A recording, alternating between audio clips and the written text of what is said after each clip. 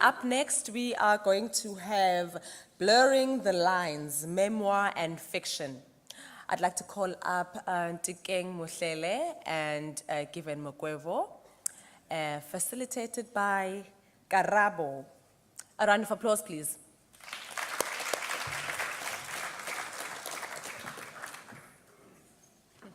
Hello, everyone. How's it going? How your time of the writer?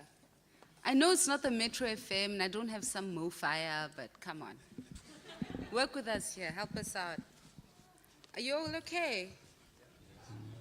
All right. So we're dealing with memoir and fiction.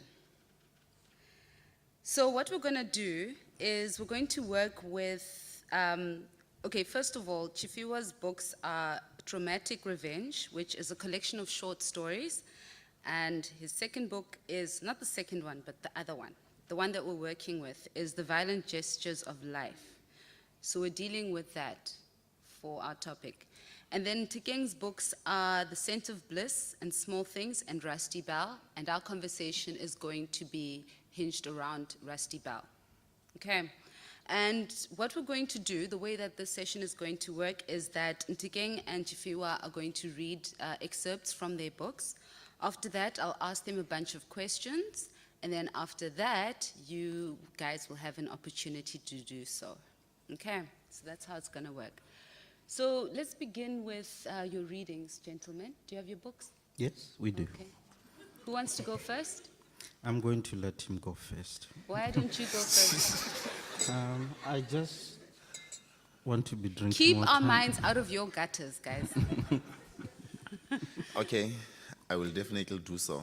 Okay, just give us a little bit of a background About, as okay. to the part. What's going on What is there? happening here is that Becky is one of the boys in the Reformatory Center, fashioned a knife in the metal workshop where he was supposed to learn metal skills like making windows, door frames, everything.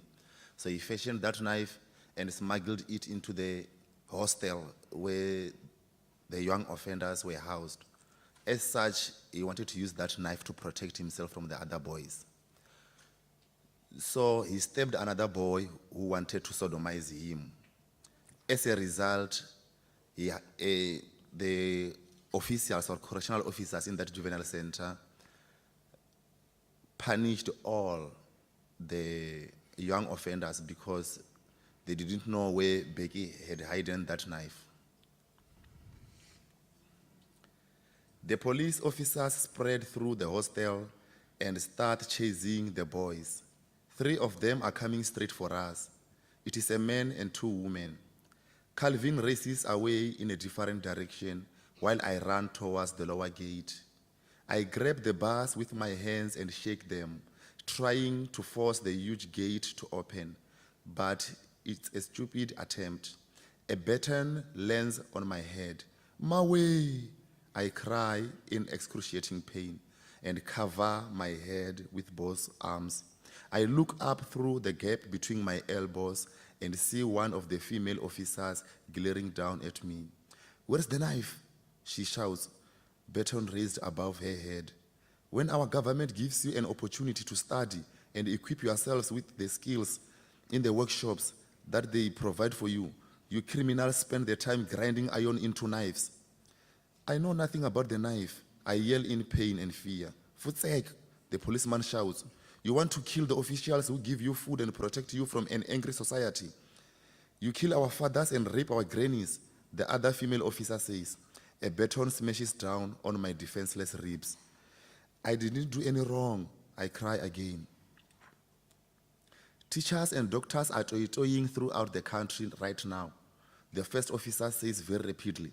They are asking just a small % increase in their pay. The money that should be given to them is being wasted on you, and you refuse to appreciate it. She hits me on the arm with her baton, and it feels as if my arm bone is broken. I yell even more loudly and wish I were dead. I know nothing about the knife. I sob and collapse against the gate. I'm a child of God. Leave me alone, please. The male officer...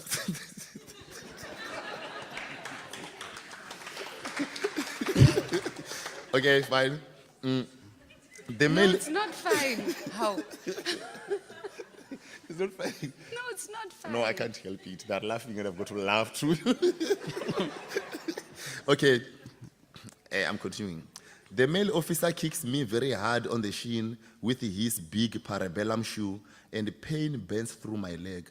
As I reach down to touch my painful shin with my hand, he brings his riot shield forth. It has blue and red lightning strokes dancing devilishly on it. I yell at the top of my voice. He shocks me on the left arm, and lightning runs through my veins. A huge noise slips out of my anus, sending all the officers back in a hurry. Shit, shit, one of them says. It's not the first time I have experienced this, another answers. Bad luck, says the third. They stand a safe distance away from me, covering their noses with their hands. Where did you hide the knife? The male officer calls from where he's standing. I am not going to say another word. They must rather kill me if that's what they want to achieve. I have got nothing to do with the knife or the teachers and doctors' low salaries. They must speak to their government and leave me alone. Becky is the one who stabbed the boy, not me. I don't even attend Mr. Manik's welding workshop. I go for candle making and leather work. Marsha.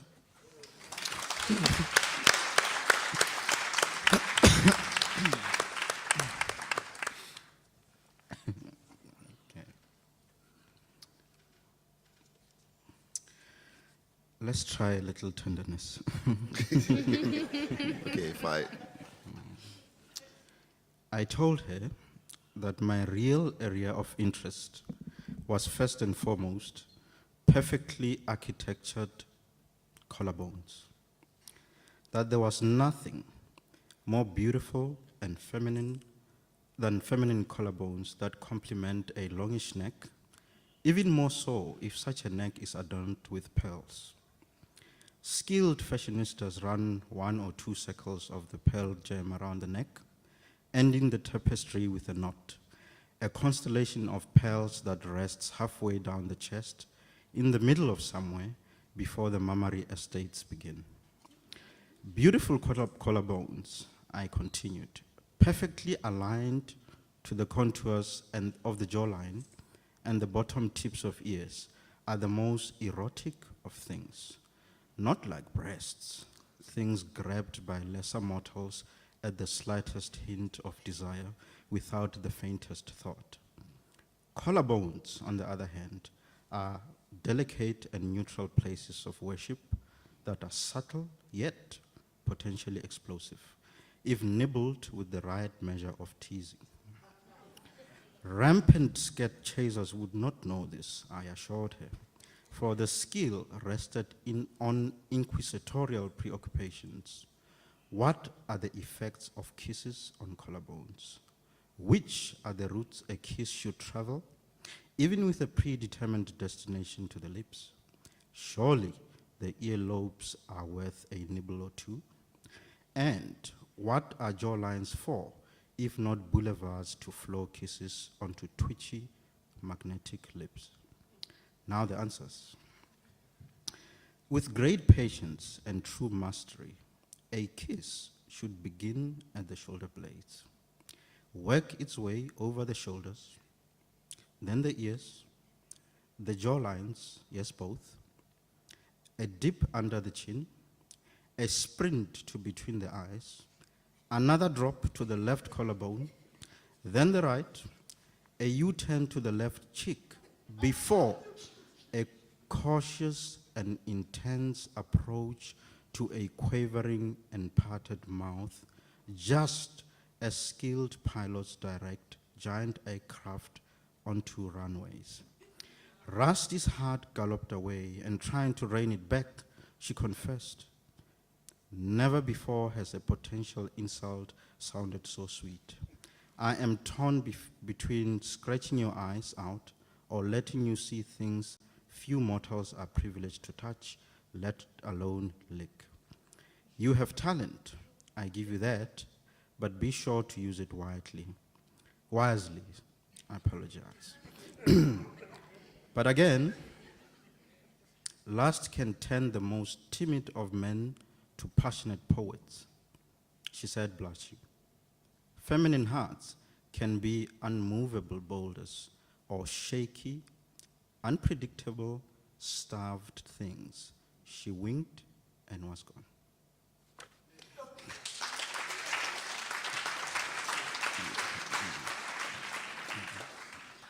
So basically, that's how guys get out of the friend zone. And then going for candle making lessons is how you get out of jail. I'd like you to just hold on to that, and then you'll see where we're developing. Just in case you want to just be refreshed, we are talking about Shifiwa Mukwevo's The Violent Gestures of Life. That's what he was reading from, and Ntikeng was reading from Rusty Bell. Now, let's talk about where your protagonists are placed socially at the beginning of their respective stories. How would you describe their circumstances in terms of the way they're placed in society? For me, it's post-apartheid South Africa. I hate that phrase, but unfortunately, these things happened. And that's where we are. And there's no need for being escapist about what the issues are, Karabo. But we're dealing with a middle-class corporate lawyer who's got some issues in the head. And he happens to be a very cerebral person who is fascinated by the avenues of his mind.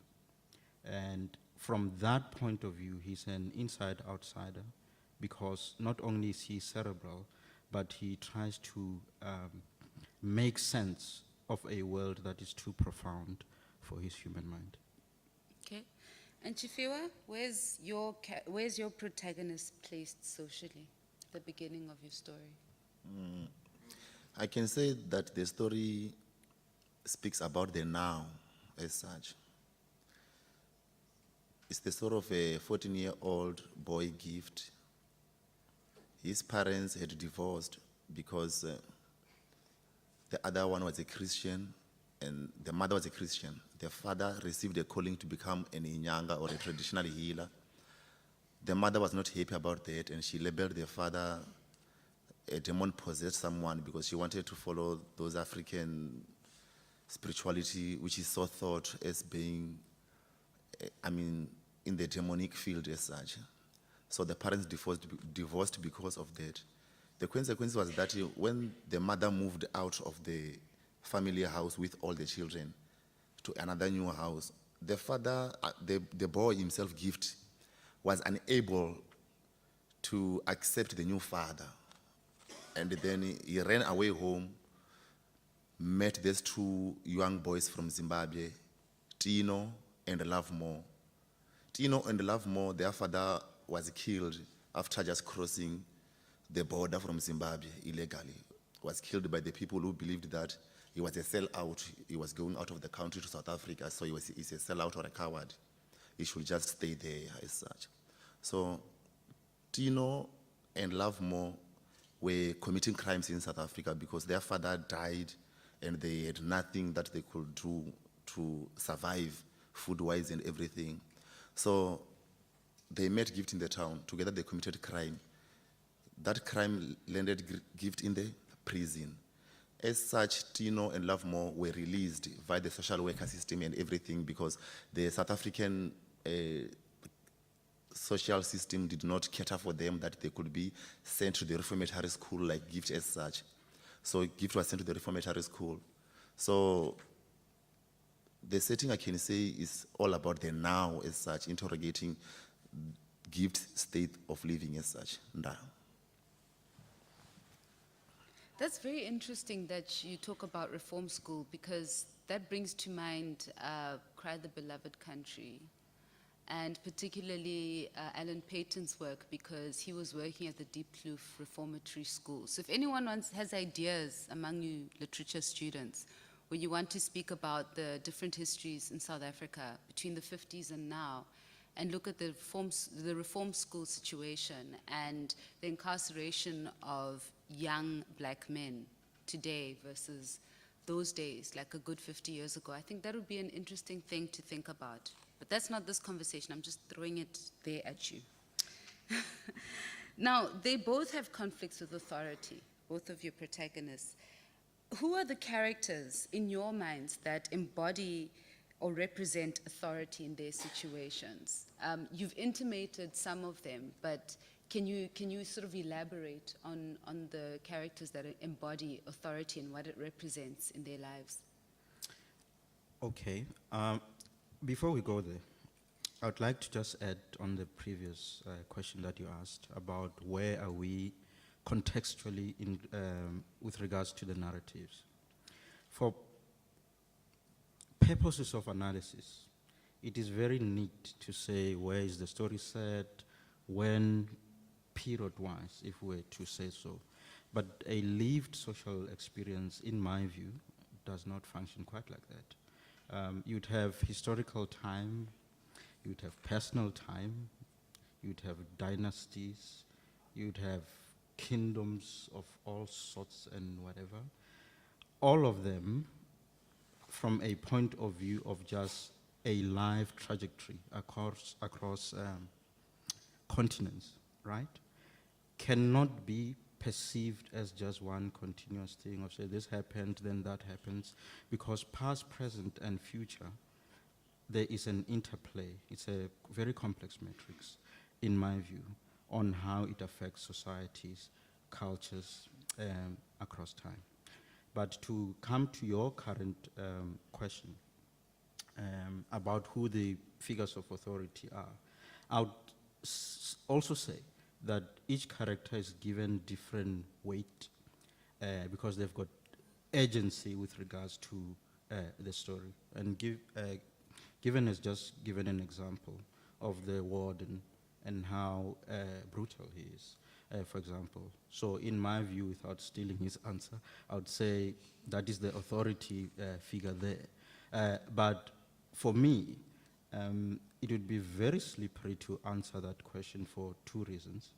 One, I try to write a narrative, characters and themes in such a way that it should not be easy to pull them apart from a reader analysis point of view. So, secondly, it should be also left to the reader, because readers are not empty vessels. And what the writer prescribes in their humble, whatever thoughts, worldview to be the crux of the book might be diametrically opposed to what a reader's perceptions of the story are. So, in appreciation of readers as intelligent, thinking, feeling creatures, or species, or humans, Homo sapiens, whatever you'd like to call it, that space, I think, must be left neutral, I believe. Okay, it's very interesting that you started with, this is how I would interpret it as a reader, but this is how I think readers would interpret it. But then let's leave it to the readers to interpret it. Which is, I think it gives us an insight into how you approach the work, which is, basically you didn't answer my question, which is okay. And with you, Chifiwa, in terms of your conflicts with authority, who are the characters in that story that embody or represent authority in their situations? Because you've mentioned different ones. Okay. There is the person who's receiving the bludgeons and the beating. He knows how the what's it called? The tool that causes the injury was fashioned, but the people who actually, enforce the punishment for that crime are not the ones who made the weapon, and how he deals with that. So where would you place authority in the text that you just read to us? From the point of view of the outside world, the correctional officers are taken as the authority or representatives of the authority, in that They are there to help rehabilitate those young juveniles themselves, who are all underaged from the age of 17 downwards. So at the end of the day, we find that those correctional officers are human beings who could also feel pain, who are not exempt from personal judgments as such. For an example, they are also affected by crime. Maybe one person or a lady within their family has been raped also, and they are working there with the youth, even though that no one of the youth there actually raped their fellow person. But because it had happened maybe in another town or whatsoever, and that person has been taken to another prison, and for the mere fact that that person is a correctional officer is working with young juveniles who are also criminals or rapists or murderers and so on, that thing comes in as well, that ish, yeah, I'm also affected. So he just or she just finding himself or herself hating those boys as well. When one boy commit a sin there inside the prison, they just say, okay, one potato makes the whole bag rot, you know. So they start to punish all the boys because they are the same. I think it just comes from the pain itself, not for the matter maybe of saying that the correctional officers are just hating or punishing all those boys because they just want to punish them. It is something that also takes the scenario from inside the prison to the outside the prison there, where we find our youths today or just juveniles and youngsters committing heinous crimes. So we ask ourselves, why are the youths from the age of 10 there, and even just focusing from the age of 10 only to the age of 17, committing crimes that we couldn't even imagine that those young boys or even young girls as well could commit such crimes such as rapes and murders. So we wonder as society as to what went wrong and what are we getting into as society. Are parents maybe failing to do their job? Yeah, it is a broad, I can say, spectrum itself. And as a writer myself, I can say that I'm not trying maybe to bring answers whatsoever, but then to create a platform of debate amongst the NGOs, social workers, magistrates, all those people, you know, and parents as well. Marsha. What links your responses to this question? And it comes back to what you spoke about, Ntikeng, is that, you know, the lived, the personal, the dynasties, and that sort of journey through time. And you're talking about the point at which the different violent acts happen. I'm going to go very sort of high school 20 years ago. It reminds me of, there's a point in A Passage to India where the question of what happened when that crime happened in the cave became a kind of philosophical question, even though this happened to someone and it rippled through society, whether it was in physical ways or metaphysical ways or spiritual ways. And coming back to what you said, Ntikeng, is that like everything is kind of linked. But there must be some point or some crux where you as writers place the major point in your books where things really change, the tipping point or that critical mass that leads to the journey going a particular way. Where would you say that point happened in your books, and why did it happen then? Do you know why it happened then? And if not, if so, why so? If not, why not? Does that make sense? Yeah, it does to me. Okay. At Does it make least, sense to you? No. Okay, basically, the story starts here. Guy goes to jail, and then these things happen to him. Okay. And he gets to choose. These are the doors, like, you know, with Alice in Wonderland, that kind of vibe. And then he chooses, I'm going to go down that one. I'm going to do the drink me, I grow bigger, or drink me, I grow smaller. Yeah. At which point does he make this decision that I'm going to go in the way of the crime, join in with the stabbing, or I'm going to carry on making candles? Okay. Yeah, I got it. At which point in that story does that decision happen? And did you put it there? And why do you think that it mattered that he made that decision then? Does that make better sense? Definitely. Okay, cool. Let's start with your answer. Okay. While we're still... Yeah, there comes a time in Gift's life that he realized that indeed he has wronged society and the community, maybe to be that specific, by committing particular crimes there in Makado town, the so-called Louis Richard sometimes. And then he decides, no, no, enough is enough. I should just stop being at war with my stepfather and accept that, okay, the man is in love with my mother. I should just respect him, because it seems like when I'm at war with him, I become bitter and fail to focus on my own life as such. So he decides to turn his life around, even though he is inside the prison there.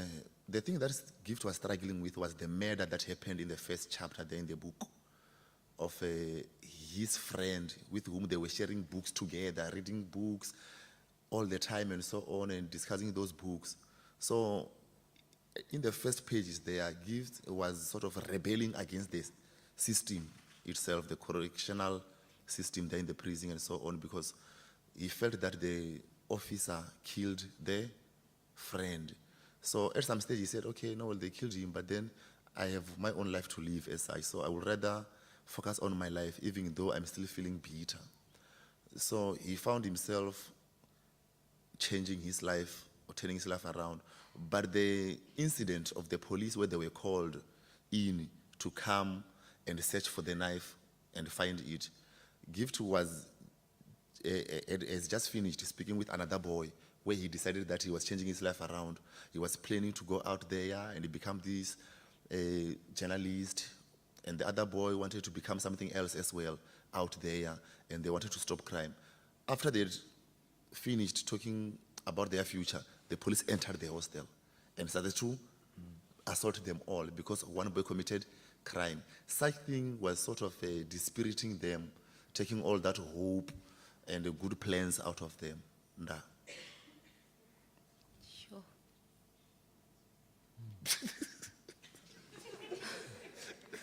That's so unfair. That is so unfair. Imagine, like, you guys are sitting there in reforms. It's not even reform school anymore. I mean, what do you call it when you put these young kids whose lives could get better, and once they've decided, you know, peer-to-peer mentoring, and they think we've got this covered, and then that happens. Okay, and then Ntikeng, at which point does your main character decide that this is what's going to happen, or you decide for him that it's going to go that way instead of all the other options that you could have chosen as the writer of that story? Okay. In terms of the story itself, he changes or gets transformed when his friend dies. He's got a best friend that dies. Secondly, is that he is exposed to an abusive older woman in his life. Then thirdly, and I think quite critically, it's the love theme of the book, because it is a love story as well. But that is a simple answer, in my view. The real answer would be multiple triggers resulting from a shift of consciousness, in my view. And a shift of consciousness is, yes, we live this life. There are existential concerns of my main character. Him trying to make sense of how can I have command of my own personal space in relation to people that are in my immediate circle of comfort, i.e. my girlfriend. However, it doesn't end there. I need a certain curiosity to be able to understand my father and his time. And in understanding my father is a byproduct, for lack of a better word. He is a residue of his time from a governance system of where the country has been, but most importantly of recalling how his father has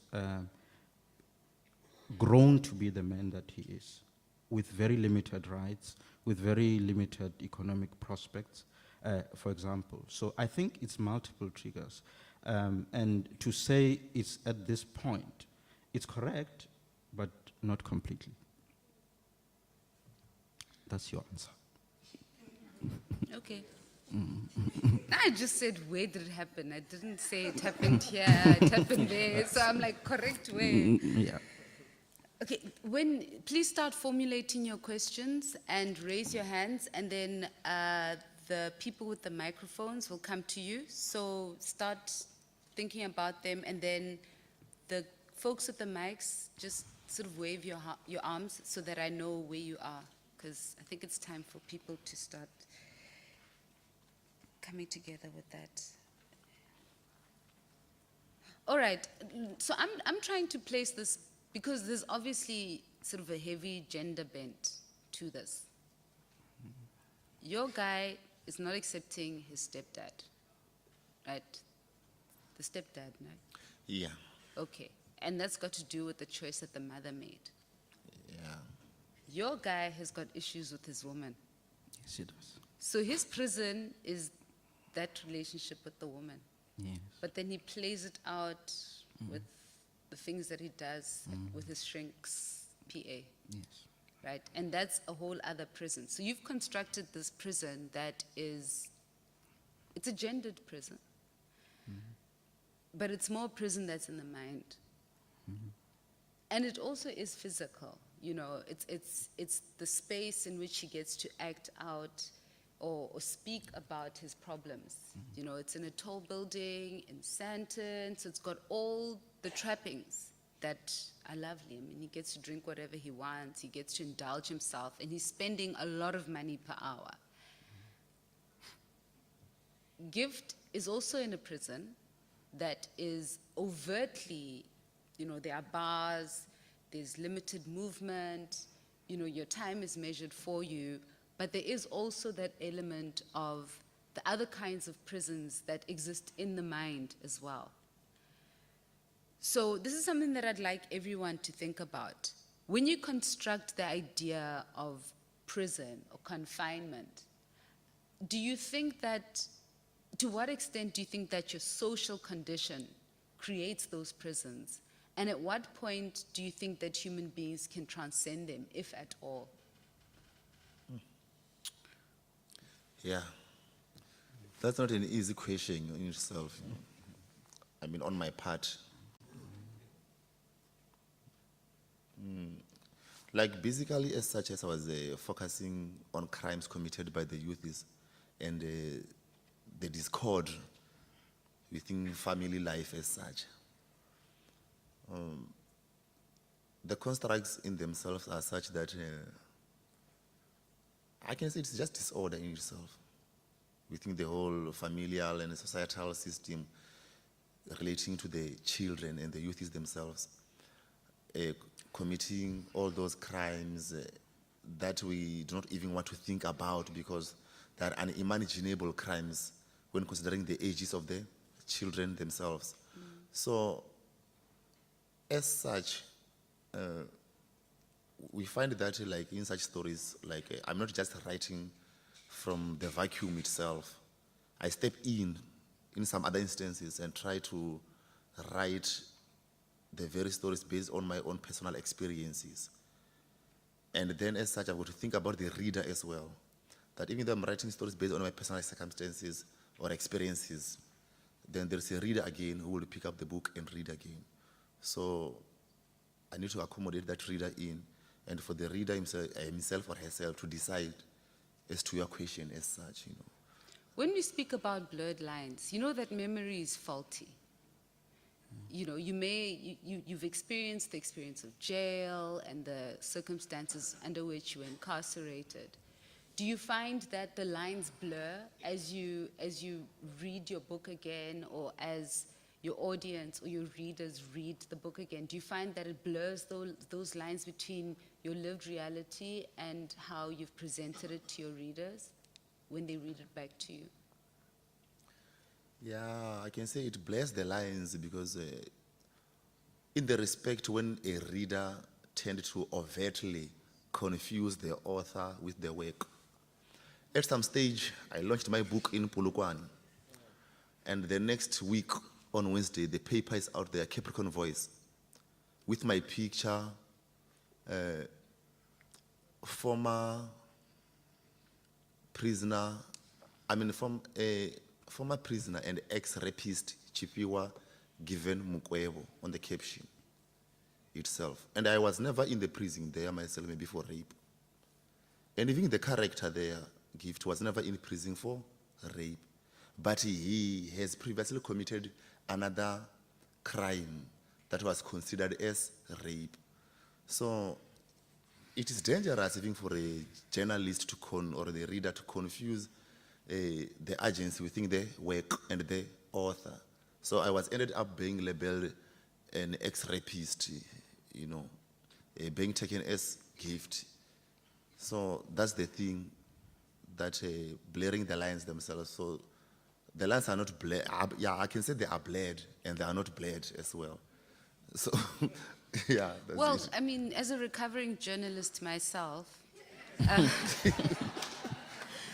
the point at which those lines get blurred, and this is where the responsibility of especially arts journalists lie, is that you're a reader, but you're also a vessel for the artist's work to have a public life. And readers and people who read the magazine or listen to your interview on radio, on TV, whatever, is that there's already that, you start biasing the way that you ask questions and the way that you draw out answers from the author. So if you'd heard about the story or the book before you went and picked it up at the store, it has a different impact, even on you as a reader, as opposed to when you hadn't. You just sort of wandered into a bookshop and you found a book and you picked it up. So it's a very important point to make. And it also gives us something to think about when you look at the responsibility of journalists and those people who are responsible for giving art public life. Don't worry, it means you ate well. Yeah. It's fine. And with you, Ntikeng, and your author's prisons and the way that society sees him as opposed to how he perceives himself, and the vessels for that to happen. What are the observations that you've made, or what are the experiences that you've had that blur the lines between the character that you have created and how people respond to you as the creator of that character? Well, well, the book has shocked a lot of my friends. For obvious reasons, which Given has raised already, because my character has got gentleman entertainment tendencies, let's put Yes. it that way. He goes So- to strip joints. Yeah. That being so, people that are close to me, that are friends of mine, tended to confuse me with my character. Do they want free tickets to the lounge? And I haven't been to such establishments. I'll hook you up, don't worry. But it would be nice to go. No, one for day. real, Yeah. for real. I will. It's an education. Yeah, it's good to be educated. However, We must save you from your imagination. yeah, on a more serious note though, I think that prison is a very subjective thing, right? And confinement has got many attributes to it. And for me, from a creative point of view, I was dealing with issues of degree. The confinement itself was as important as the degree of confinement, as well as the tools to break that confinement and actually create new meaning. And it doesn't bother me too much if readers confuse me for my characters or what have you, because I, as a rule, don't put myself in my books. I don't see the point of it. Yes, personal eccentricities would creep in because it does come from some subconsciousness of myself, so that I can't run away from, right? My love for music, for instance, my fascination with landscapes, cerebral characters. I'm very turned on, as in tickled by intelligent people, that I learn from, right? But I think to just round off my answer, it's not so much the confinement that interests me, but it is what it echoes and what it means from one, a philosophical reading of what the theme is or what it signifies to the story on a thematic level or just plain narrative point of view. Bearing in mind that there are things that are societal, that are value systems and what have you, but many of those are constructs. And it is only when they are broken that we come back to the theme that you spoke about of confinement and prison. And that is why there are such things as divorce. It's a breakaway from prison. There are such things as revolution, that a nation just gets pissed off. And with the permission of the audience, one rather French thing. It's not French. Come on, the French must feel so bad that every time people use words like they call it French. It's not fair. Okay. Just say it. Just say it. No, I shall refrain. It's You've okay. got license. You're Okay. a writers' festival. Okay. I'm giving you license. I'll take the flogging. Okay. All right. Speak. That in revolutionary circumstances is where an entire nation, for example, or a big portion of a population get pissed off. And they get to a point of saying, fuck this. We're tired of it. We would like something new, something better that we deserve. And I think that, even at that level, is breaking away from a prison. So there is a question of degree, which I think can be deceptive. Okay. We're running low of time, but there's one question I wanted to ask. I'm going to put it out to everyone, and then you guys can meet the authors and see if you want them to answer it or not, because I want you to give you time. The last point that I want to make is that your main characters have somebody that is close to them, that is part of their coming of age story, that dies. So, with you, it's the friend, they were writing together, they were sorting out their lives, and the friend got killed in that skirmish. With you, it's the friend, they were also coming of age, they were at varsity together, and then he died, and then life carried on, and the protagonists made their own decisions. But those deaths that were deaths of peers, they stayed with them, throughout the course of the story, which is, it's actually quite touching. But let's open up the floor. I wanted to ask Chifiwe, The Violent Gestures of Life is a very evocative title, and it really does sort of tell you what the book's going to be about. But I was curious to know if this was from somewhere. Is it a phrase that comes from, sometimes people name their books after a quote from a poem, like Footy and Do Not Go Gentle.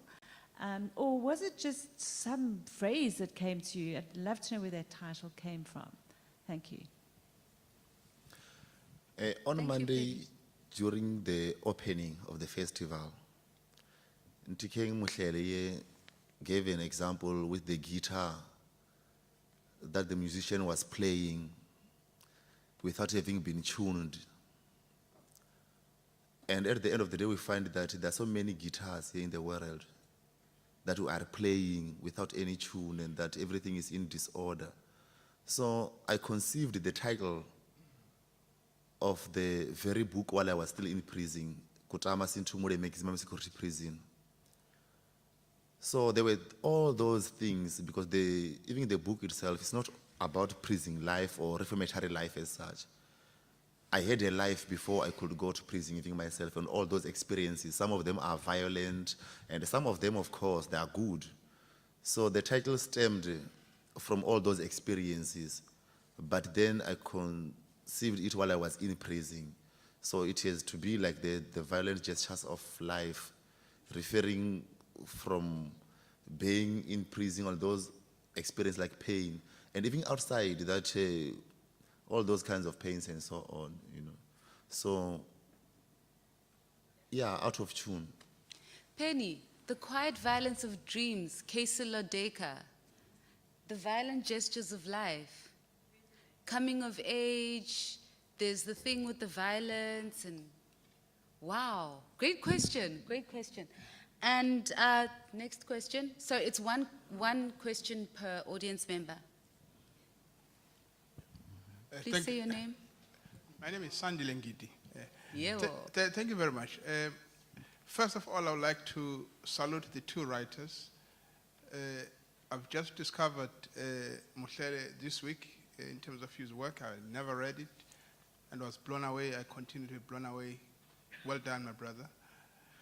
Given touches me a lot because we used to communicate when I was in prison and he wanted to contribute, to write.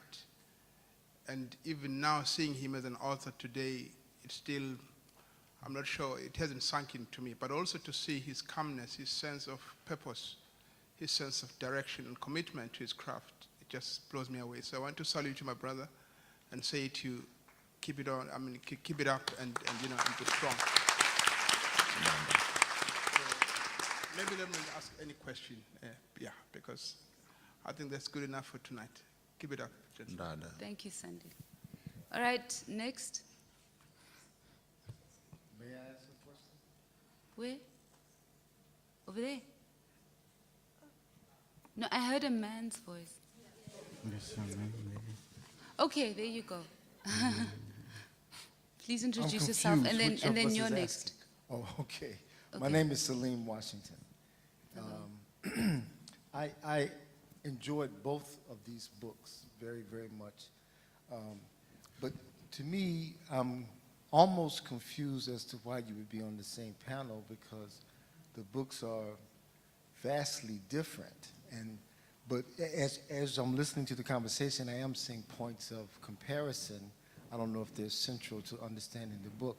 One thing that steps out is that both of the protagonists are victimized or perhaps victimized by women in a sexually predatory way. So that's an unusual thing to occur in literature, and so I guess that does mark it some kind of way. But I can't think of a question that applies to both of you, so I'm going to just pick one, if it's okay. I hear one novel seems to be an existential novel, and the other one seems to be a morality tale. So, Given, can I ask, it seems to me that Gift is victimized by his sister, by his cousin, by his father, by his friends, over and over, by the people in the reform school. And yet, at the end of the novel, he's reformed and he is repentant, and he doesn't seem to have any bitterness or any sense of injustice being done against him, but rather that he was actually guilty as charged and that he had to change. And with his sister, with his mother, with his stepfather and so forth, he confesses that he was wrong and he's changing. And am I misreading the novel, or is that actually what happens? Yeah, there came a time or a stage where Gift accepted that he had wronged all those people, even though in some instances he felt that he was wronged. So as such, at the end of the day, then he accepts that, okay, I wronged you, and then we've got to forgive one another, and then life has to go on. Yeah, I can't say you are misreading the book itself. But then, as such, like as a writer, when I write, I just found that I've got just to give all those pictures out, you know. And there are some other areas as a writer, the reader out there will feel that, no, you did not cover them in the way that as a reader I was expecting them. And as a writer, I just have to accept that, okay, The novel, maybe there are some areas that did not go in a way that as reader you were expecting them as such. But that does not mean that perhaps the next reader will find the book to be in the same manner that you found it as such. But then at the end of the day, the book is the book and the reader is the reader. You know, the book is open to criticism as such. Okay. So that's what my Salim, feeling. is that your name? Okay. I don't know how you see it as unusual that the men would perceive themselves as being victimized by women. Every single victim, or actually every single perpetrator, will say that the victim that they perpetrated the crimes against was victimizing them. Let's start with apartheid. But the man was unconscious in the bed, and the woman climbed on top of him and had sex with him against his will. Okay. I think you can, Why is that unusual? I just don't know many men who have been raped. Well, just because, well, I don't know anybody who was in solitary confinement. You know?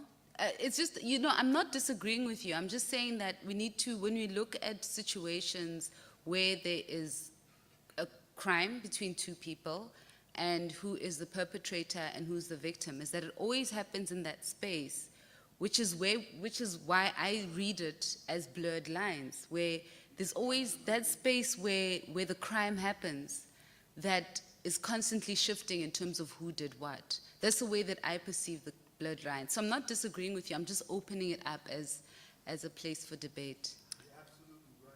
It is blurred. The protagonist himself is not sure whether he was raped or not. Okay, you know what, we're going to save this for after school is after school. May I say something? Yes, Oh, please continue, and then we're going to take one more. And how are we doing for time? Producer. Okay, it's 25 to 10. So, Ntikeng, you're going to answer the question, or you're going to deal with this question, and then we're going to take one more. Then after that, you guys have to go and buy the books, and then you can gauge the authors on your own, and that's where it is. I respect the opinions on the basis of rape, sexual violence, and what have you. But I think it might be limiting, misleading, and unfortunate to look at it from a statistical point of view. I don't think it's statistics, right? To say so many from that gender.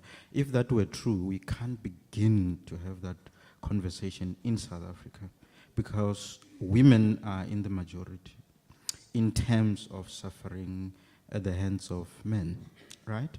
But even if it were 8,000 million, if there's such a number, women perpetrating such crimes, it wouldn't make it right.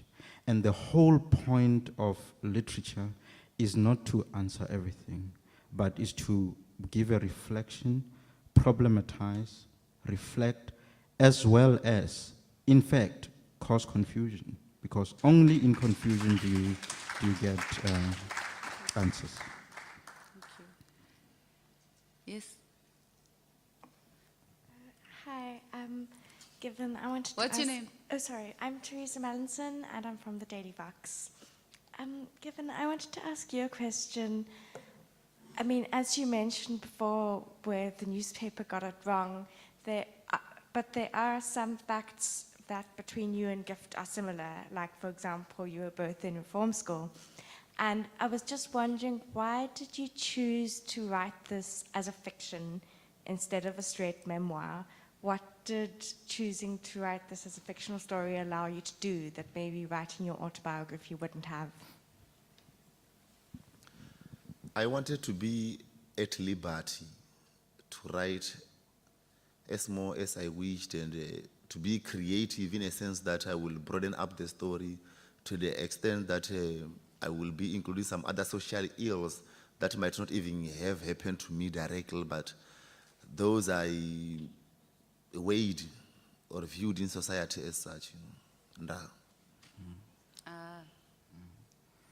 And you must answer when Teresa asks you outside. Why didn't you write your story with your rusty bell? Why did you make it fiction? Who's the rusty in your life? I shall answer you one day. Ladies, gents, students, teachers, readers, writers, Chifiwa, give him Kwevo.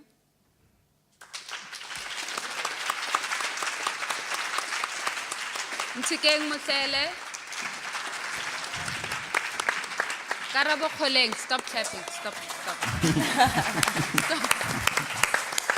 Thank you so much for being here and sharing, what happened as you were writing those books. I think it's an incredible act of bravery, and also to sit here and to interact with your readers, and you're going to do it outside where there are no cameras and there's no lights. And thank you so much. Sawubona wenjabulo zusale kahle nhlupheko